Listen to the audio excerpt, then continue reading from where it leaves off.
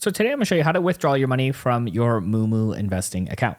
Now we're here in real time on the app. It does set us up on our watch list when we open up our app here for us. So what we want to do is click over here to our accounts, which is the center option at the very bottom. All right, so that's going to take us over here to our accounts tab. Now make sure you are on your correct account, as there can be multiple. So make sure you click that drop down menu to choose the correct account.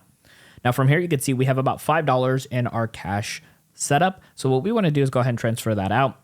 And what we could do is head over towards the very top here. It's currently toggled on to assets. If we go all the way to the right-hand side, you're going to see where it says transfers. Let's click on this. This is going to give us a new set of options, one of which is our withdraw. Click anywhere here or the right-hand arrow. Now it's going to give you a couple options, one of which is going to be the ACH transfer. It's 1 to 3 business days and it is completely free. So let's click on this option. So it should automatically have that account that you were toggled onto for your MooMoo account. Again, if you need to go back and switch that out. And then it's going to ask you where you want to transfer to. If you need to change that, just click anywhere inside of this box if you have multiple accounts on file, or to be able to add a new account to transfer into.